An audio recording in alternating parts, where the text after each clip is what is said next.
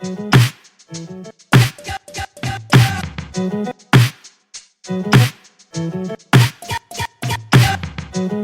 everyone, to American Girls, the podcast. This is the podcast where we're reliving the American Girl series book by book, except here on Patreon, where we're kind of doing whatever we want and you ask for that we think is within the world of our show. So on this episode, we're so excited to be bringing you one of your picks, one of your requests, a true classic. On this episode, we'll be talking about From the Mixed Up Files of Mrs. Basil E. Frankweiler. Before I forget, I'm Mary. I'm Basil. Wow. No, I'm Allison. Coming out hot as Basil in the beginning? No, you're Basil and I'm Claudia. Really? I think that's true. Yeah. True. Wow. This book, I was so elated when somebody suggested this. Actually, a couple people did for us to cover. I don't know. Do you want to give a summary at the start? How do we want to begin, Allison? I would love to. This book is a classic. It is from 1967. And I want to start actually doing something a bit different. I found various publishers' overviews that mention it's essentially two children who hide away in a museum and their encounter with this eccentric woman, Frankweiler. But someone said that the opening paragraph of this book is one of the finest examples of tight exposition that also introduces the whole plot. And I agree, so I'm going to read those sentences. Claudia knew she could never pull off the old-fashioned kind of running away. That is, running away in the heat of anger with the knapsack on her back. She didn't like discomfort. Even picnics were untidy and inconvenient.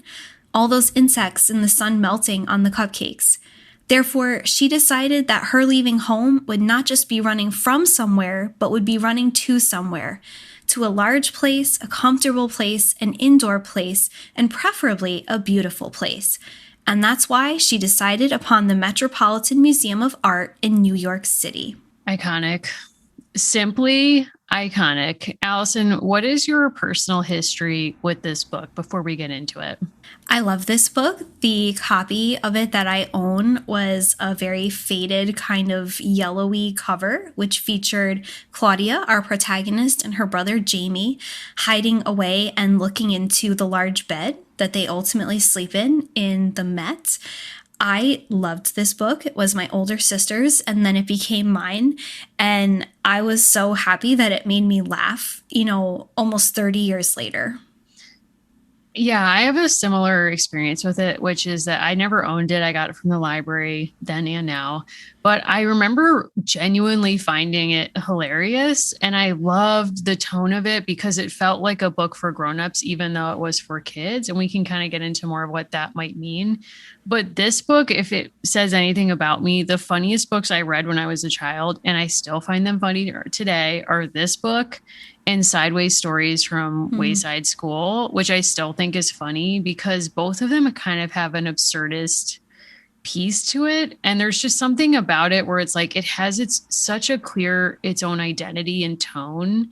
And it seems to embrace eccentricity in a way that I personally love. And I saw one of our listeners describe this book and say it kind of is like a queer iconic book because of that. And maybe they meant for a different reason, but I kind of think that that's a through line in a kind of complimentary way.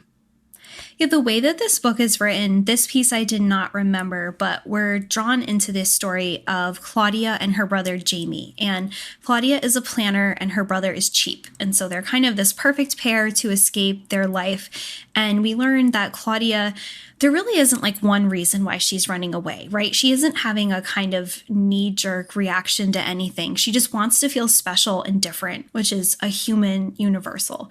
And when we're introduced to Claudia, it's done through this framing of Basil Frankweiler writing to her lawyer. And there's these asides all throughout the text where she's writing to her lawyer and kind of referring back to what's happening. And she kind of interjects in the narrative. So we're kind of wondering the whole time, like, what's the connection between these two? Why does Frankweiler know about these two kids living in the museum? And as I was reading it, I kept thinking I would read 500 pages of this. Yeah, same. I wouldn't care how long it was. I love this book so much. I want to live in this lady's head. I want to be her friend. I want to hang out with her.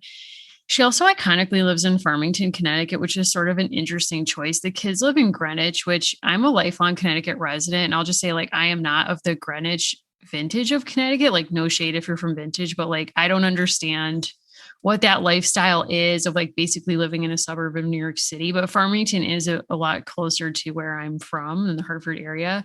It's not a place I would think of as like a country estate being located per se. But I love that the book actually starts off with her letter to her lawyer, Saxonberg. And this lady's just like, she has nothing left to lose. She's like one of these people I love where it's like, she's such an icon. She does not care what other people think about her.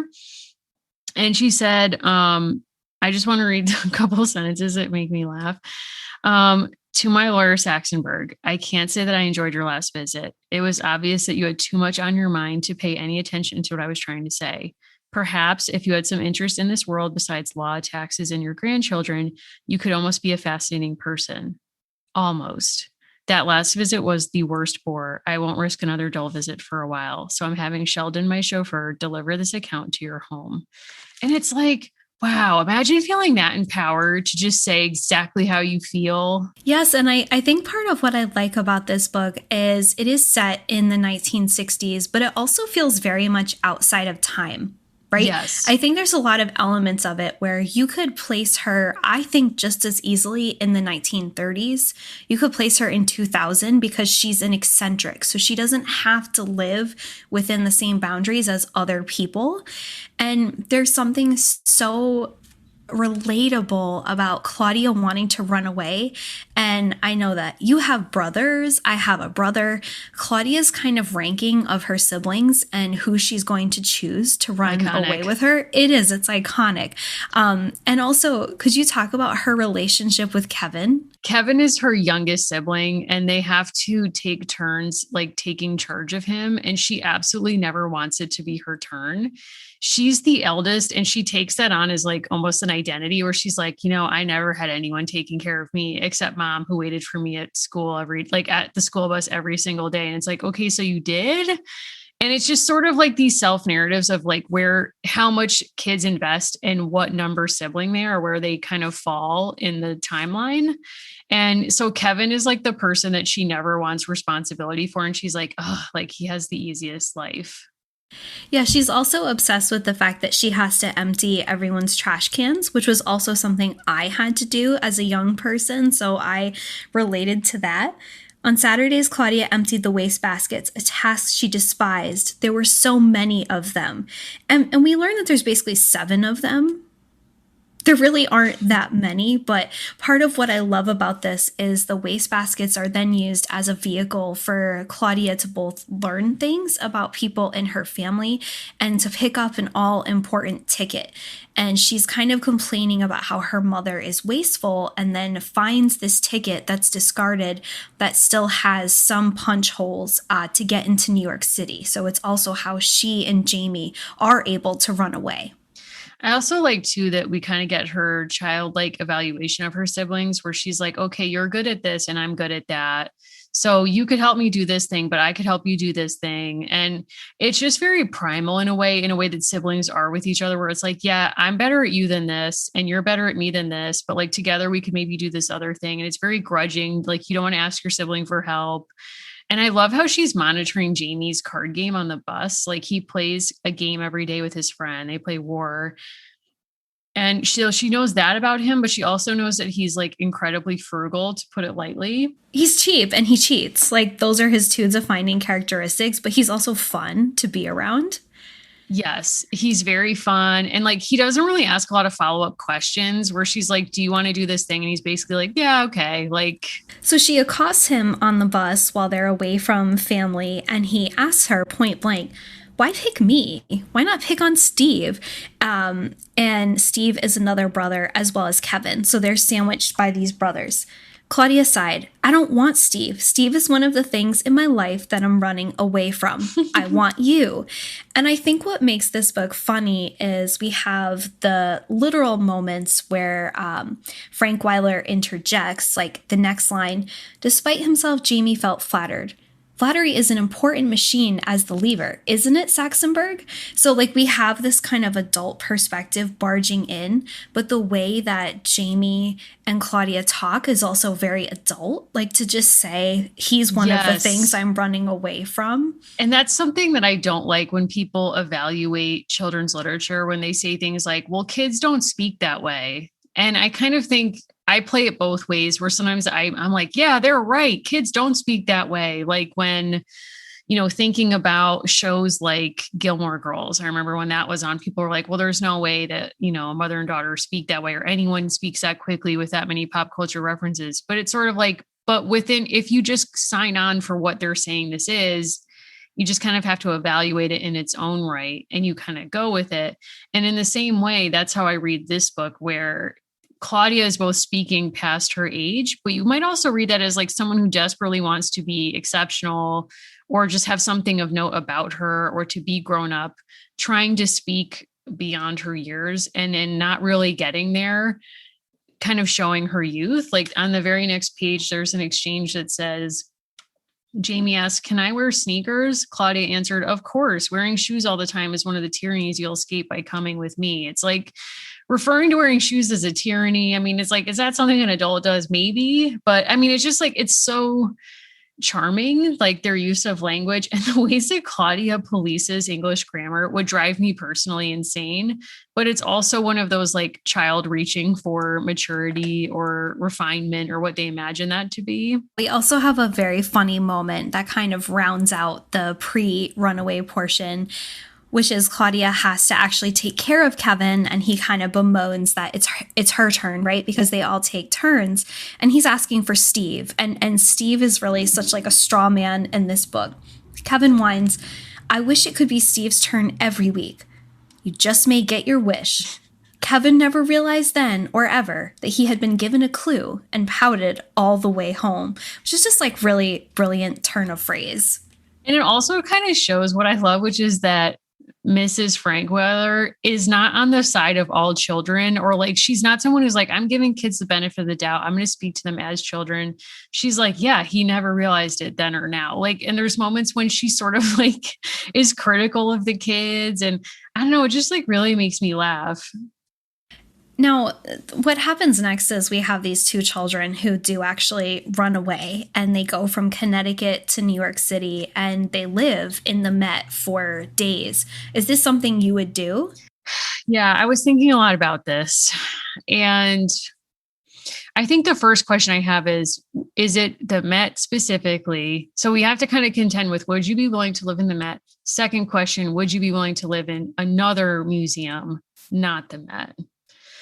First question, I think I would be willing to live in the Met because of the kind of museum it is. It has the whole rooms collection. So they're living they sleep in a historic bed at one point. And what's interesting about that is that, just as a quick aside, I was reading that the author, E.L. Konigsberg, was in the Met with her children when her son said she got the idea for this book. And he cites the moment without her confirmation. They actually had a memorial for her after she passed in 2013. The following year, they had a memorial in the Met for her. And the son tells a story where he said they were in a room with a historic bed and the mom saw some popcorn on the floor and she kind of wondered how it got there. And that inspired this book. So I feel like if I could be in a place where I could sleep in a historic bed, I would do it. I don't know. I mean, I would also be open to a house museum, a historic house museum, because I feel like I could be comfortable in that life. Like as a Leo, I might need a Newport Mansion kind of vibe, and I like to be by the ocean. Your thoughts, Allison? I think the Met specifically is too much like a mausoleum, right? Yeah. There's too much, harshness around it, and I would be too afraid. For example, they have to hide out in the bathroom while security is making their grounds. Something that I do think is very charming is this is all about Claudia trying to find her own way, to be her own person, and to find a way to stand out. And when it starts, we think Jamie is kind of this accessory who happens to have money. But there's these really beautiful moments that subtly remind us about siblings and friendship. There's this line that this would actually take the courage of two Kincaids together, right? Like they did Mm. actually need each other. I know that I certainly wouldn't do it alone. I wouldn't hide out in a museum alone. I think part of this is it's the fantasy of getting away with something that you know you're not supposed to do. Like the museum is the most heightened example when you're a kid of places that are so perfectly put together and you're invited to learn there, but then you have to leave. And Claudia just rejects that. Like it's going to be her house, her playhouse. Yeah, I love that she sort of reimagines this as like a home space and then it makes total sense to her. And yeah, I just I love that she doesn't really accept any boundaries. I also love the way that they immediately empower themselves as the two people who can solve the mystery about the alleged Michelangelo sculpture without like just assuming that any adult involved has just missed something central that they'll be able to figure out. Yeah, and as you mentioned, the piece about the popcorn being sort of the genesis for the running away and the hiding, there is an actual historical story that also motivated the author to write this, which she did, by the way, while raising her children, like in the midst of everything else. And there are stories that she would read portions of the manuscript aloud. And if her kids laughed, she kept them in. And if they didn't laugh, she got rid of them. So it became a very kind of like tight, funny narrative. But yeah, to this idea that every adult is missing something, but you've caught it, I think is kind of a wonderfully empowering thing for young people to read. Yeah, because I think when you're a kid, you're always thinking like, God, adults think they know everything and they're just condescending to you all the time. And this is a book that absolutely does not condescend at all. I mean, Mrs. Frankweiler condescends to everyone, but that's rich lady condescension. It's not adult to child, you don't know anything. If anything, she like is trying to untangle like their psychological, like their thought process in her letter to Saxonburg the whole time. So she takes them incredibly seriously. And I actually think for kids, that's not the, major message, but to read that in a book, I think that would be really kind of empowering. Well, it's also this fantasy that you could run away, hide, not get in trouble, make a major breakthrough, meet a cool old lady who sort of wants to befriend you, right? And Yeah. that all of these things ultimately don't really have any negative consequences. If anything, it just sort of empowers these two people. And that's where this book reads to me almost more like a fantasy novel than anything else. And I came across this old Twitter thread from 2019 where Guy Branum actually compares Claudia Kincaid to other kind of iconic women in the canon of heroes. Like you can think of a Hermione Granger or someone from Hunger Games. And I loved this line that he writes, Claudia is not the chosen one. Claudia chooses herself. No owls, nor no wardrobes. Claudia, a girl on the precipice of sexualization and the accompanying dehumanization, opts out. She refuses to live the life she's been assigned to. She goes not to wilderness, but to culture. Hmm. And she says, Guy Branum says, the villain in Mixed Up Files is existential dread. It's knowing how boring your life will be. Because he says there's no villain, but there's so much tension and drama without like an owl popping up or like Yes. a door that leads to somewhere. And I think this so fits with how I think of my own reading style, which is like there's so much drama around every corner. This is the kind of fantasy that appeals to me. Yeah, I totally agree. I'm not someone who needs a lot of external plot for books to be interesting to me. I'm really interested in like people's internal lives, and I think this is a book actually geared towards children that centers your internal life as being something that matters and that actually has a lot going on within it. And I really like that. To me, actually, the natural conduit to this book, or I guess like the adult extension, would be the Royal Tenenbaums. To me, is like a natural extension of this story in the sense of not only existential dread being the main conflict in your life, or like this feeling of like, is this it? Like, there's a feeling with Claudia the whole book where she's kind of like, wait, what if this is it? What if I never do anything that makes me special? is this what it is to be a person? Like, what am I supposed to do with my life? Like, am I supposed to be some like special thing? And in that movie, the premise is like they were geniuses as kids, and then like it's ruined their adulthood because they have no idea how to function or like top that, but they feel this dread that they should. And they don't have a Mrs. Basil Frankweiler to like kind of capstone a mystery that gives their lives meaning or, hope or whatever it is we're supposed to take from that. Yeah, to that point, Gia Talento did a great 50-year retrospective and writes, there's no sentimentality in the book. Kids aren't homesick for their parents, they don't romanticize the museum, and there's not a hint of moral instruction throughout the whole thing. When, for example, in one of the most famous scenes of the book, we find Jamie and Claudia going into the fountain to try to get clean and then realizing that there are coins that they can take and like totally dragging themselves down. There really isn't much of an extended conversation of whether they should or shouldn't, right? They just kind of revel in the power of this. I think this conversation also, if we were to zoom out, part of what makes them able to like delight and revel in this is, of course, they're white kids. They Yeah. fit in wherever they go. When other field trips come through, including their own class, they're able to just blend in, and there's never anyone who is kind of putting them under surveillance. So in terms of the fantasy element, that is something that a lot of kids couldn't actually enjoy and really does feel like an alternate reality, I think, for the 1960s. I think that's definitely true. I also think it's interesting that there's absolutely no sentimentality around what they've put their parents through, and also no real feelings of homesickness. Not really. But at one point at the end of the book, Mrs. Frankweiler is like, aren't you at all worried about your parents or like what you put them through? And they're like, meh, not really. Well, and there's the kind of sliding doors moment where they are in pursuit of trying to learn whether Michelangelo actually made this piece that was acquired for just a few $100s, and they decide they're going to solve the mystery.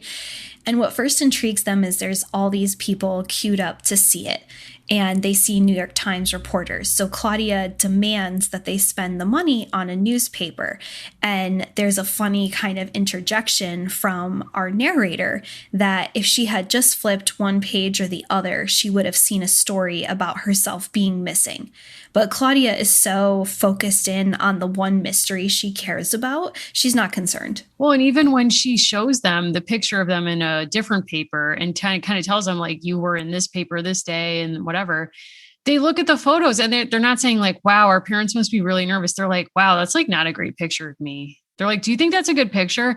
And what I love is when they first see her, they're like, wow, you look really old. And the thing is, instead of being like, oh, these kids are like rude or whatever, she calls her butler and is like, get me a hand mirror, and then stares at her own face and is like, oh, okay. Like she takes them, but in that moment, it's like she takes them seriously exactly as they are. She doesn't try to moralize them or shame them or guilt them. She's just sort of studying them, almost like she's doing a research project, which is kind of then the format that this whole book operates within. Yeah, and so how do these stories kind of come together? And it's funny because as I was reading it, I found I didn't really care. Like I knew that we would Right. meet Frankweiler at some point, and I didn't remember what that connection was.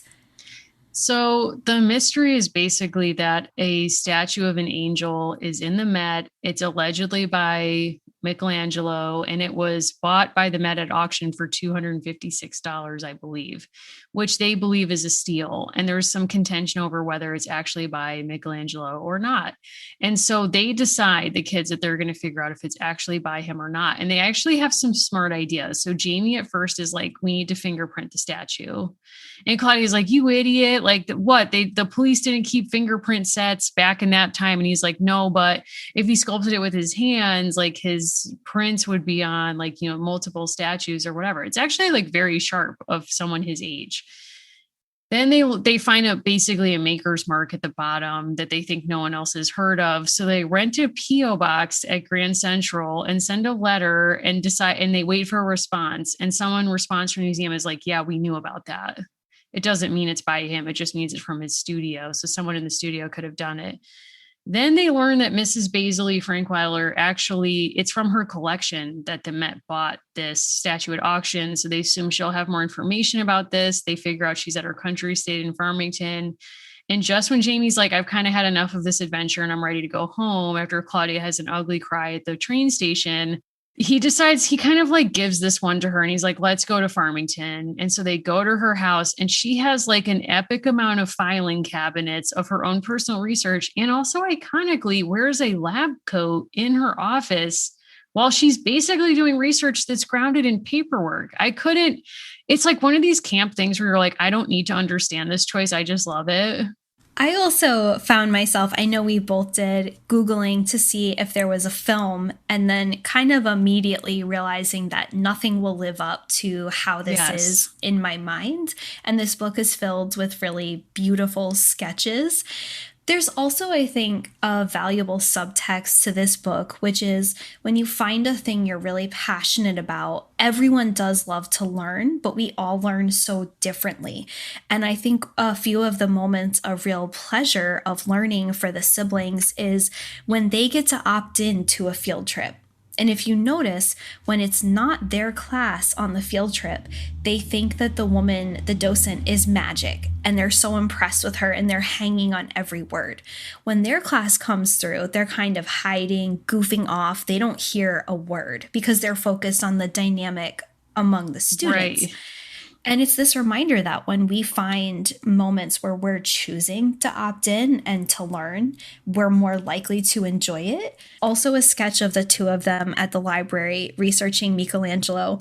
And we're told Claudia showed the executive ability of a corporation president. She assigned to Jamie the task of looking through for photographs. And they're sort of bickering. You're supposed to do the reading. I'm just using these pictures for relief. Claudia whispered, I have to rest my eyes sometimes. And they've put themselves in this position of like endless hours of research and they're kind of trolling the gift store as well. And I think part of what I loved about this is when you're young and you're on your own kind of beat, like, you know, it's funny, you'll be working with people or everyone's had these moments where someone trots out some really bizarre fact about, you know, the platypus or something. Like, how do you know that? And then they reveal, oh, I had like a platypus period when I was 8. Right. When you read those eyewitness books, those encyclopedias when you're a kid, it feels really important. And it doesn't feel like tedious learning. It feels really exciting. And I think this book is like from Claudia to Basil, like how that can work in a life course. Yeah, I think that's a really sharp point because kids are so empowered by those like weird factoids that you get from all of those sources. And like I can tell too that have like an almost instant friend when I meet someone and they're like, did you ever read the Discovery Ancient Egypt book? And I'm like, 100%. Let's talk about it. I'm like, King Tut, like, did you have an Ancient Egypt phase 2? I definitely did. But also it sort of wounds you in life because then you end up like adults who aren't on that track with you are like, where is this coming from? And like, stop trying to tell me how to live. Like my grandmother once was trying to eat cherries and I was like, you can't eat cherry. I was like, Fluffy, please. Like, I can't have you eat cherries. It's like the heat of July. I was like, Zachary Taylor died of this. Like, please promise me you'll never do this with milk. And she was like, I don't know where this is coming from, but I'm shutting this down right now. Like I'm having my cherries. Yeah, and things feel so important to you, right? And they are important to you, like things that you really need validated. And I think part of what comes through in this book is like Basil validates them. Like you said, she meets them where they are. And Claudia, you know, there's no pretend crisis at the beginning. We just know that she's dissatisfied, right? She's trying to kind of work through this. Like if Dawn Draper was a 12-year-old girl, that's her. Oh, yeah. And we have this moment where she's trying to play hardball and she takes this really intense bath at Basil's house. And then Jamie basically lets it slip what they've been up to. Like Jamie is so me. He's like, literally yesterday I said, okay, I plead the fifth on that. And then gave a 10-point explanation. Like that's just who I am as a person where I'm like, I'm not going to speak on that. And then I have 10 points. She comes out and she's so mad at him because he's kind of given away their story to Basil. And she says, Jamie, that was all I had, all we had, the only thing we had left. And he says, I just forgot, Claude. It's been so long since I've had a conversation with anyone but you. And it's like, it's been 4 days. It's been 4 days. Seems like a lifetime. I also love that the butler comes out and serves them what amounts to macaroni and cheese, but says what it is in French. And then when they see it's mac and cheese, they're like, it's basically mac and cheese. And then they're like disappointed. And it's just like, I don't know, this whole thing is just, it's too much. But also, like, Mrs. Basil understood her in that moment when she was like, that's all I had left. She was like, yes, you had your secret and that meant something to you. And like, you think you've lost it. And then she kind of empowers them. And in a way, it's kind of this beautiful moment because I think because she's an older woman, even though she's like mega rich, we're led to understand to the point that she can basically give away a Michelangelo just to give herself the thrill of knowing only her knowing that she did that. And then with these kids, it's like, here's two groups of people, elderly and kids, who are often not believed, not taken seriously, not at the center of a lot of important conversations. And it's like a game respects game situation where she's like, here's how I was able to make myself feel special and motivated. And I'm going to like share that with you. And then they kind of have this conversation about like wanting to make her their grandmother that she overhears. And she's like, yeah, okay. Like, I guess I'm into it. Well, and she also knows that she is usurping Saxonburg because Saxonburg, her boring lawyer, is actually their grandfather. Plot twist. And she's like, okay, I guess you'll have lunch with me at the Met and I will explain certain things to you, but like, I'm the grandma now.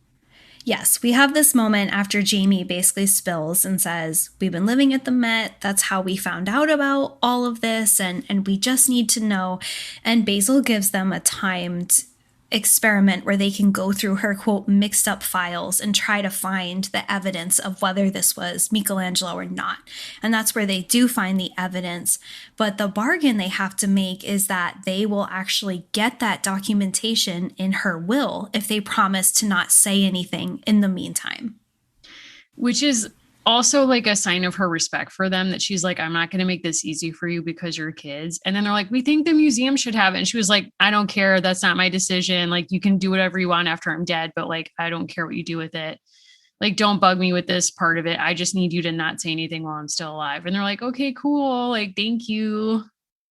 So I'll be honest, I actually thought for a brief part of this book that there was going to be a completely different plot twist because starting in this period, just, thinking back to other topics we've covered recently, knowing that she gets it through kind of weird means through Europe, I actually thought there was going to be a Holocaust angle to this book. Oh my God, really? Because there's like a really strange story about how she comes to acquire this art. Right. Through World War II, right? Yes. Yes. So there's kind of like this strange story of how it comes to be in her possession. And I thought for a moment, is this book really about to take a turn? Because in the broader context of like messy documentation, a lot of art was stolen from people. Absolutely. Yeah. So things that were presented as mysteries were actually just thefts. And I thought, oh gosh, is that where this is going? No. So I was wrong. Thankfully I was not. wrong. Yeah. Yeah. Elaine Sherrill would not do that to us. I trust that she would not do that. She's like such a bright light. The fact that her first two books, one of them won the Newbery the first year it was published, and the other one came as the runner-up that same year. I mean, Nobody's topped that. She also won Newbery medals 29 years apart, which I think has never been topped. Also, she's won all the top awards. And this was one of a few manuscripts that she wrote early while she was raising her children and extremely busy. yeah, I mean, she's an icon for our times, for sure. For sure. So you've already outed yourself as a Claudia. Like, why do you think you are a Claudia? I mean, Claudia is acting out something that I think I know I loved reading as a kid, right? For me, my kind of impactful, similar memory was visiting the Rhode Island School of Design Museum and being taken into the mummy room, which was in the basement, and just feeling like it was so magical and mysterious, which I know there's like colonial stuff to unpack there, but the way it was presented to me was that this was so special. And I also remember being at, Claudia's age or younger and feeling like other people aren't appreciating this the way that I am, right? Like me as a fifth grader, like I'm getting this on a deeper level. I don't think I was, but I think I had a bit of Claudia in me of sort of like, these people don't get it and I'm getting it, right? Like I'm vibing with the Mm, docent. I'm really into this. I think that's fair. I mean, I think that's a relatable thing. There's a lot of stuff on social media lately about being like the oldest daughter and how you have like this real or imagined sense of increased responsibility that your siblings perhaps don't have. And I'm not an oldest daughter or oldest child. I'm the middle, but it's like only by a little bit. So I can sort of like attribute to both. But when she kind of has like this attitude of like the club can't handle me, like nobody here gets me, that's a very like Leo vibe, but also something that I can, remember feeling in some capacity. But She has a line where she just says, I'm very organized. Which, like, there's just so many moments where she's really like, we can see the insecurity, right? It's like just below the surface. And that's why she's desperate to feel important. But it's so fascinating that as part of that, she doesn't want to be missed because she is missed. Like her family is a wreck probably about this, but she wants to be notable, which is like so interesting and different.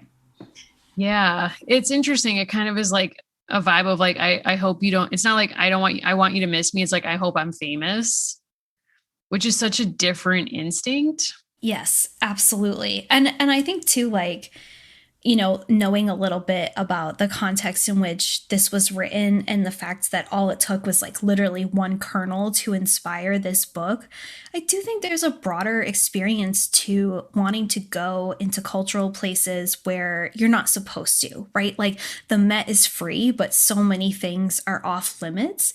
And I think many people have fantasized like, well, what if I just jumped over the ropes and took a nap? Yeah. I think that every time I go to a house museum, I'm like, what if I just lay down in this bed right now? You know what I mean? Or like you kind of imagine yourself in these spaces where I'm always like, I hate when you go to a house museum and they only let you on the first floor.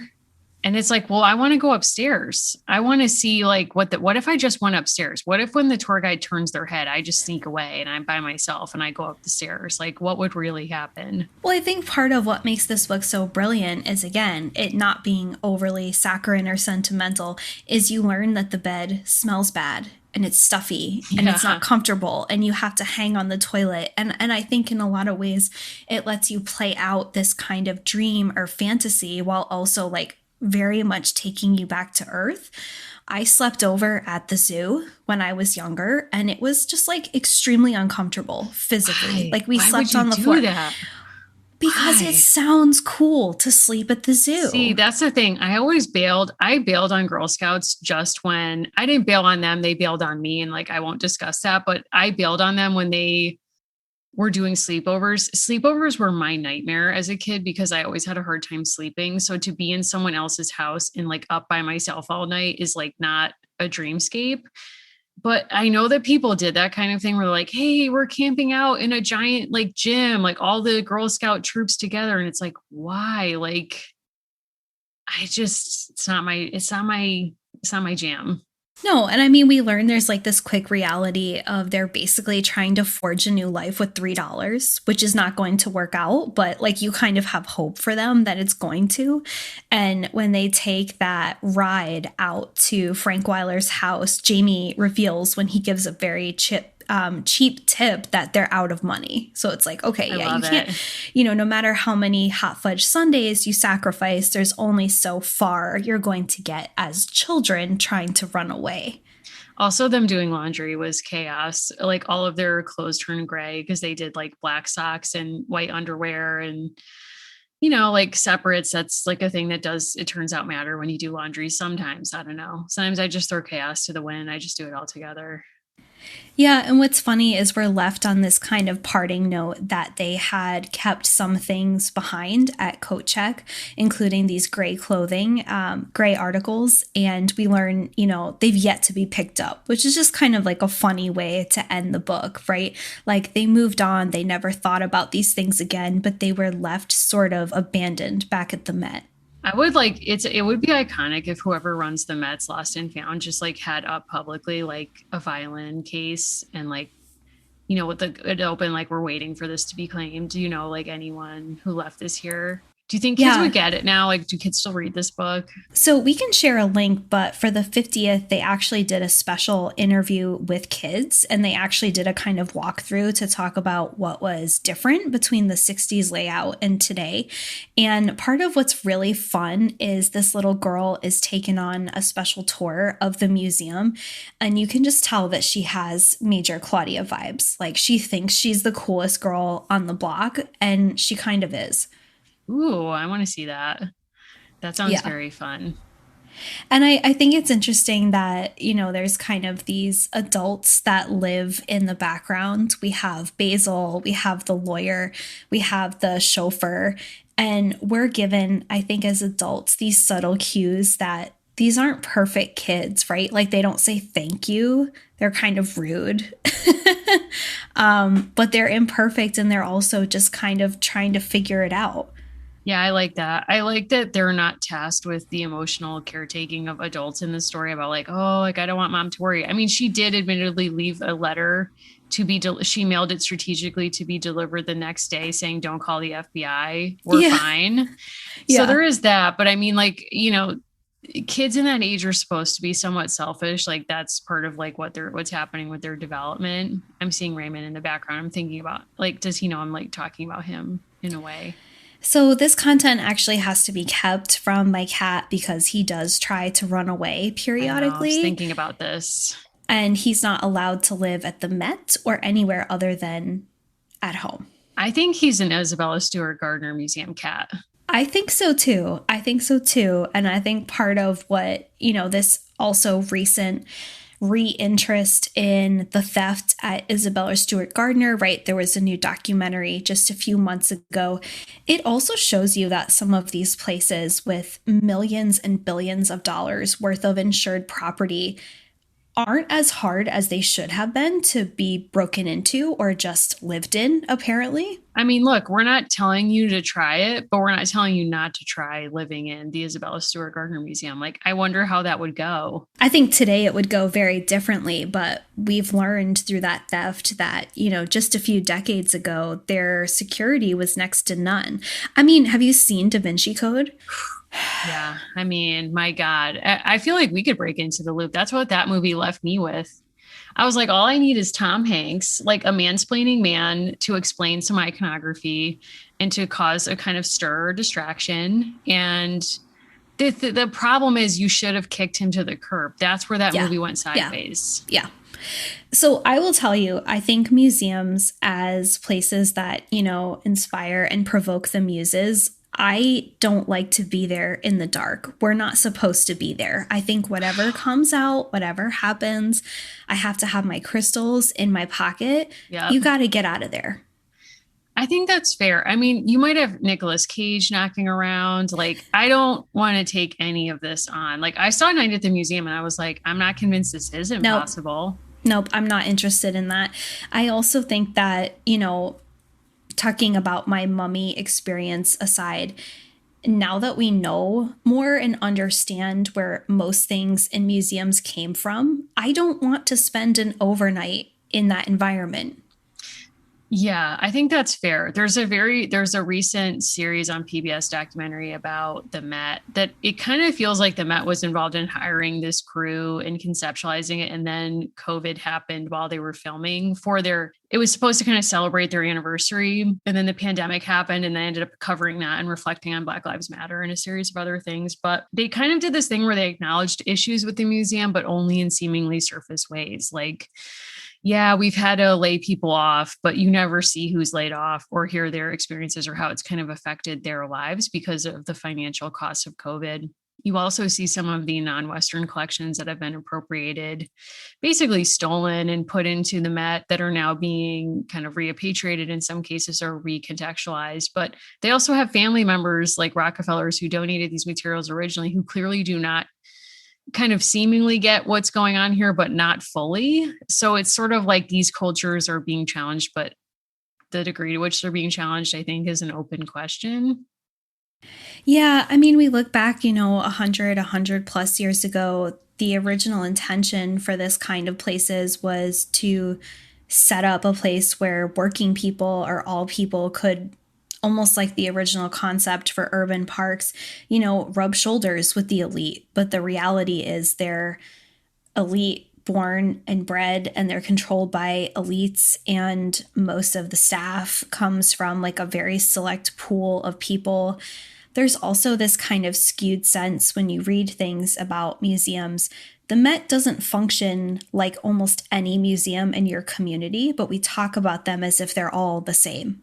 Right. Like, Right. this is born of a very different thing. It's always going to function very differently. I think where this book still really connects with me is a lot of dreams that I had when I was younger was going to places like the British Museum. And the first time I went there, that was a dream come true for me, right? I Mm-hmm. think about it a bit differently now, but going to the Louvre for the first time, going to the Met for the first time, was a really big deal when I was younger. And this notion that it's free. Yeah. Yeah. Well, I mean, the Met's not free anymore, but Oh, is that true? if you're not from New York, you have to pay. That Oh, was like a okay. big shift for them. But yeah, I mean, so it's partially free. It just depends where you're from, I guess. True. Yeah. True. I mean, it's free for Claudia, so Yeah. I mean, it's interesting that they didn't take anything from the Met. no, and I think part of it is it's this notion for her of she's not just trying to get away from something, she's trying to invent something else. And she doesn't really want to be in trouble, right? Like, she's not trying to run away to get attention. She's just trying to like find some, she really is like a Don Draper trying to find herself. Yeah, it is weird to see someone who's like 11 or 12 like have an existential crisis, but also not that weird in our times because I feel like, well, it might have seemed precocious in 1967. I think sadly now it's sort of like there's this attitude that kids need to be older much sooner. Like Mm. she doesn't have like if she had a cell phone, that scene where there's a scene where Jamie is hiding in the bathroom and he thinks all the staff are gone and he's really hoping that Claudia doesn't give them her secret away by coming out of hiding too early. So he's like, I'm going to mentally send her a message, like using telepathy. And it's like really cute to read, but now you're like, oh, I guess they would just text each other. You know what I mean? Like it's so different. And in Girls Five Ever, there's a song about like the city boy who's like too old too soon. And I kind of thought about that reading this book too. It's like, would I don't know, would it play differently now? Yeah, and if we could imagine, situating her in like 1967 or 1966, we can imagine her parents, like, let's say, because they're kind of upper middle class, maybe just her father is a wage earner and he has some high pressure job. She's on the Kevin rotation of taking care of him, but doesn't really feel like she's important in the family. Every night when they turned on the news, it really was like crisis after crisis. Mm-hmm. And so in that moment, she's trying to figure out, well, how do I fit into this bigger picture, right? And I Yeah. was reading some reviews from different websites about the author and her background. She is a Jewish author, and the different ways that, trying to make sense of life. Like, this obviously isn't part of the narrative, but, one generation removed from World War II, right? That different communities that people in this story might have been a part of. There's probably a lot that people aren't talking about in 1967, or she's seeing Vietnam on the news as she's coming of age, and she might have a lot of questions that just she doesn't even know how to ask. And sometimes when people don't know who to turn to, right? She can't go on TikTok and do an ask me anything. She runs away. Yeah. I think that's a really good point. I think like generational trauma is something that's probably like a unconscious influence on the book in that sense. And that sort of doesn't like explain her actions, but in some ways it puts it in context. Um, yeah, that's interesting. And she's so relatable. Like, I thought my favorite Claudia was from Babysitter's Club, but I might stand corrected now. I don't know. It's close. They're very different journeys, but I like them both. And Jamie absolutely grows on me. I want to believe that Steve and Kevin turn into interesting people, but maybe not, and that's okay. Who knows? I think they don't have any information to go on. Like, I would love if Steve has his own plot that he's like executing while they're away, or he's like, ah, like she hurt my timeline with her plot line. But they're all just like very likable characters in their own way. Yeah, I have to say, if you're looking for a book that's kind of the perfect length to just escape for a few hours, it's about 150 pages. It's a very light and fast paced read, and it definitely holds up. When you reread something that's more than 50 years old, we've had to like buckle up. Like rereading Nancy Drew. Nancy, we can't. No, Ray like won't make eye contact with me right now, and I'm like taking it very personally. he's a silent partner in this podcast. He understands that it's just not part of his role. He's kind of like a Steven. Yeah, that's fair. Okay, Ray, I will accept this choice. Whatever journey you're on, that's okay. Yeah, I'm probably going to look into other books by this author because I've never read any and people seem to really love them. I've read another book of hers. I think the other one that was nominated for a Newbery but did not win. I forget the name of it, but it's a girl moves to town and her new friend is like, I'm a witch. And I don't remember much of the plot beyond that because it was a long time ago, but I remember liking it. So I'll have to reinvestigate. But this has definitely kind of lived up to my reimagined type. And it's made me want to go back and read Sideways Stories as well, because I'm hoping the humor in that book has lived up to what I remember it being, but who can say? I also think this is validating my choice to like keep a lot of strange papers as an adult and not be questioned. You never know. It's all part of your research. Exactly. I didn't read this in school, but I kind of wish I had. But in preparing for this, I was talking with Anna and she told me that she read it in school and her teacher made her all the kids had to do a homework assignment where they had to, to sketch out their runaway plan. Like they had to tell him how they would run away from home and where they would go. And then she was like, I don't know, like, I guess I would go visit my grandpa at his condo in Florida. And he was like, this is not realistic. Like, what are the semantics? How would you get there? And like, he challenged her. And I was wow. Why are we doing that? Yeah. I'm like, what's such a weird thing for a teacher to assign? Like, why are you encouraging that kind of thinking? He was working with the police. You think he was like, listen, I'm going to like, we're going to like find some like red flags, like the kids who have thought about it too much, like I'll alert you. I think that we have a very warped idea as a culture about who actually runs away and who doesn't, because at the time that this book came out, pretty much any time a young person went missing, run away, right? Unless they had a ton of money, run away. And this author also came of age in the era of celeb kidnappings. So it was a time where people either cared a lot about a child going missing or pretty much not at all, because this is pre-milk carton. I think that's true. And is this pre-Patty Hearst? I believe so, or it's contemporaneous. So Patty Hearst was born in 1954 and she was taken away in 1974. So yes. Wow. But honestly, Claudia kind of has Patty vibes as well. Claudia's aesthetic, like everything about her, I was like, this is giving me deep Patty Hearst vibes, like the entire book.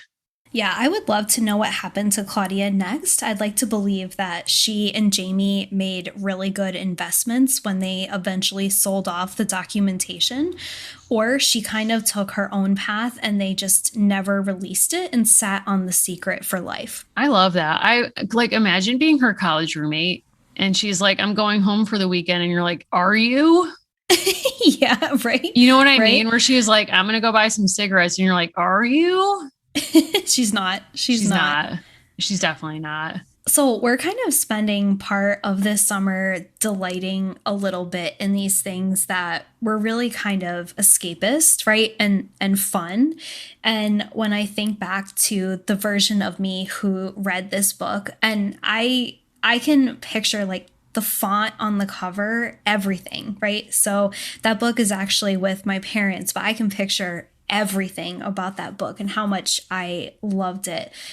I do have like on my person, I do keep it close to me at all times, my sticker portfolio. So wow. The same person who, kind of imagined these museum getaways and like, oh, I'm getting this on a deeper level.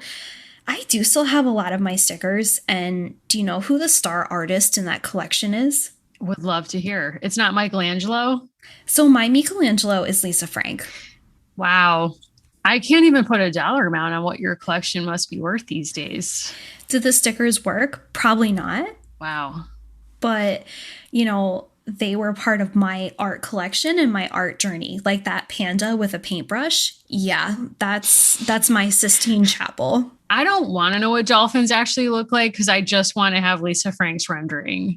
I agree. I want to see a panda with like a sideways cap and a Sunglasses. paintbrush. Yeah, like I don't want to see and I don't want to experience nature any other way. And I also love the from nowhere and for no reason mystery that she's built around herself. That is a very Mrs. Basil E. Frankweiler vibe of like, she was once in a documentary. I'm going to have to find a link on Urban Outfitters website where she refused to appear on camera. And it was an instantly iconic brief documentary. We're going to have to find it and screen this thing because I need to know everything about her personal presentation, her life story, the business, everything. So we're going to be diving into all of it. We are working this summer with a fantastic young artist. Her name is Rebecca, and she is doing some work with us. We really want to see, like, if you have anything cool, Lisa Frank, maybe you were really into the denim jacket. Maybe you Wow. like took that panda lifestyle to its fullest degree. We'd love to see it, and we're going to be working with Rebecca on some additional fan art, maybe a collage. We don't know. It's kind of like WWLFD, like what would Lisa Frank do? Surely can't answer that question. Can't. I think some of that answer is drug related, so we'll have to explore that further, but we're going to compile some resources so that we're all on the same page. But we want to see kind of your Lisa Frank journey, so feel free to email us or contact us right on Patreon, and that will be what's coming out next. 100%. I can't wait for this. It's going to be a real journey. I'm really interested. I love when people share their kind of collections with us and their stories. And, I'm scared about what we're going to find out in the Lisa Frank corporate story. Yes, and if that's libel, please take out what I said previously, but I had read an expose about Lisa Frank that included some, like induced cultures. Sure.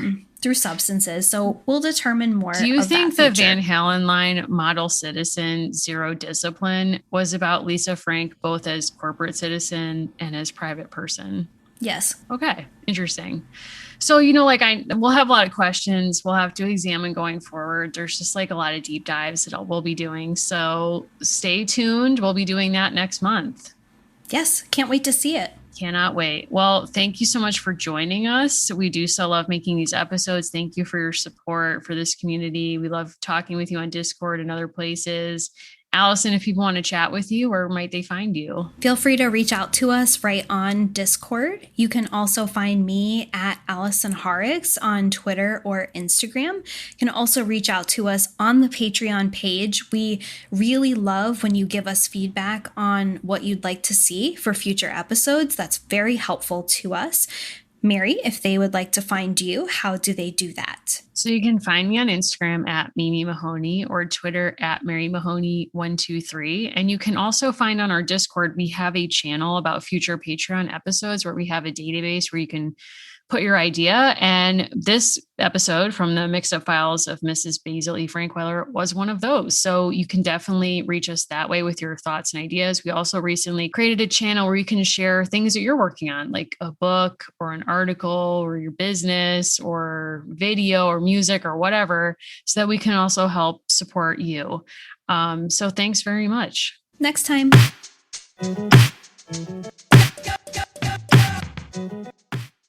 At Arizona State University, we're bringing world-class education from our globally acclaimed faculty to you. Earn your degree from the nation's most innovative university. Online. That's a degree better. Learn more at asuonline.asu.edu.